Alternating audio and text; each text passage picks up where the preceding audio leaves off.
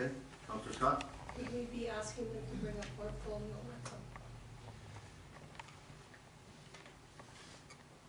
Written samples of their written work are ones you'd solicit. Is something you'd solicit. The CAO's job primarily is to make sure that other people prepare appropriate reports. On occasion, he or she will be the author of the final report. But their major job is to make sure others do their job. Usually, by the time you get to be a candidate for a position like this, you are a pretty accomplished individual and should be an accomplished writer. But there's, it's fine to give that kind of evidence. Okay, from Mayor Deck? Yes. Just through you to Nigel. I was just wondering, are you advertising it on the basis of what our current wages are, the current scale for the CAO position? Although your current rate of pay is, or historic rate of pay is public, any candidate who's writes about them can go to the provincial list and see what it's been for the last couple of years, so they have a sense of the range of pay. I wouldn't recommend putting the rate in the paper or in the advertisement. That's rarely done for executive positions these days. And quite frankly, if you find someone who meets all of your needs in a superior way, but needs $5,000 more than what you're currently paying, I suspect that you would find that other $5,000. So what you don't want to do is to frighten away the best candidate right off the bat with a rate that is may not be the final rate you're willing to pay. They can check and find out. They understand. The accomplished ones will understand the nature of the negotiations. Councillor Russell? Yeah, well, further to that, Fine thing. further to that comment, I think Nigel's correct. It's negotiated, explained, but it's interesting that we have as a twofer here. We have the rate that's in our rate of pays for our senior staff, and then we have the rate of pay that Mr. Byrne has paid in his last years, and that rate of pay was based on a bonusing versus a salary grid system. So, just through you, Mr. Merritt, to Nigel, if they go visit where you said they were going to go visit,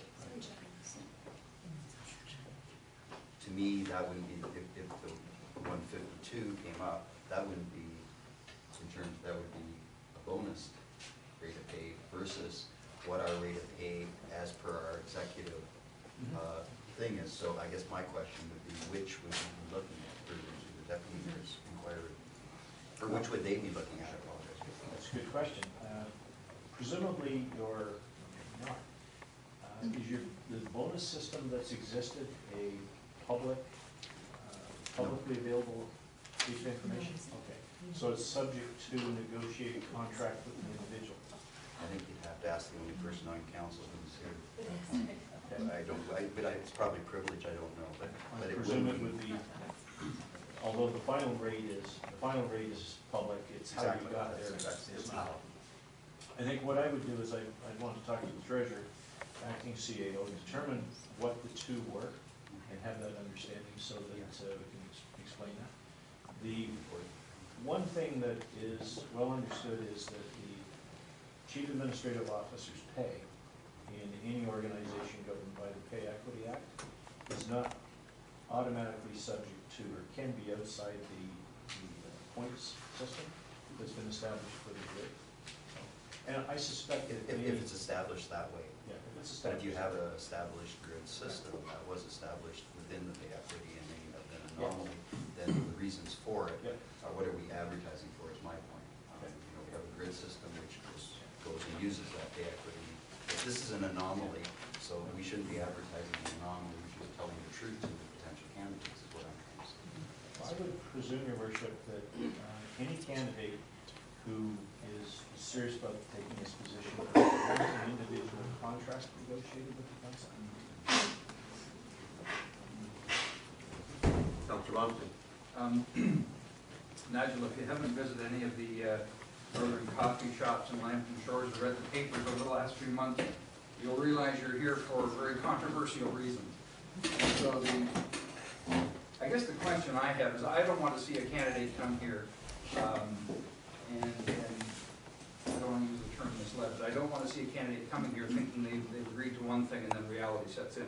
So I'm just wondering, in terms of the selection committee process, and I have no problem with the selection committee shortlisting, but my concern is that during the actual presentation process or selection, that if all of council is involved, I think it would be helpful for this council to get together ahead of time to say, these are the questions that will be asked and this is how we're going to behave during the presentation. My advice to you is that when it comes to the interview process, that the questions would be ones that I would establish and I would direct to the candidate, and the members of council could at appropriate times ask for clarification or ask for additional questions at the end of the process. That way everybody's treated exactly the same way in the process. And I found over the years that it's rare that there are other questions that people are looking to answer that are more, perhaps there'll be, person will have a favorite question they like to ask. It's unusual to have a free-willing question session. And the larger the group, quite frankly, for a candidate, the easier it is if you've got a large group of people. It's really an interesting process. Councillor Scott? Through you to Mr. Nigel. Basically, any candidate coming into this position, whether he knows what's happened here or doesn't know what's happened here, is already going to have a very solid idea of what he'd be getting paid anyways, because he's probably coming from a similar situation. Either he is in a situation where he wants to move up into a higher grid pay, Right. or a different realm of world to round out his resume. So I really don't think that's an issue. I think that the issue will be that these people that come here are professionals. They know how to handle conflict. They know how to handle the various different things. Or else they wouldn't be in the position that they're in. Like they've put in their time, they've done their thing, and they're moving forward. So I don't think that anything that's happened here particularly is going to be an issue. You're right.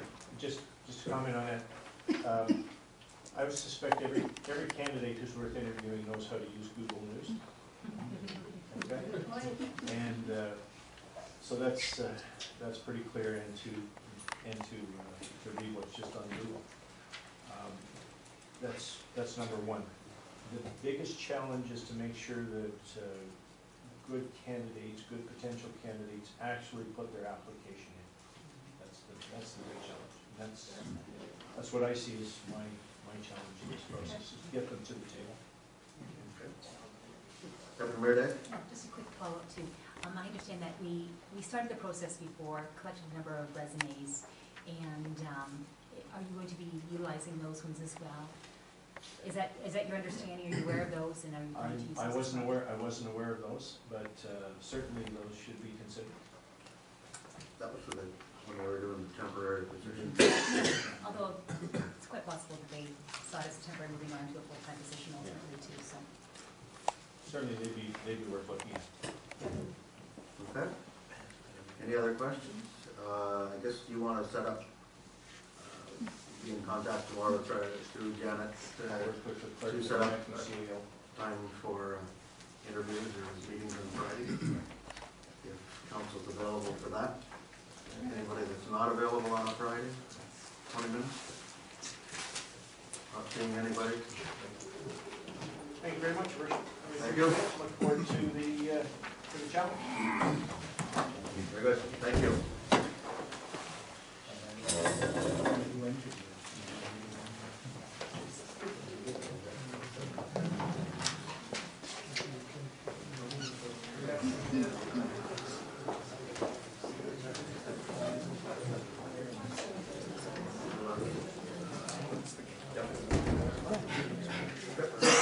So we'll go back and start with our consent agenda. Two items on there, bill recycling and correspondence re defense issue. Councillor Lonsdale, second by Deputy Mayor Day.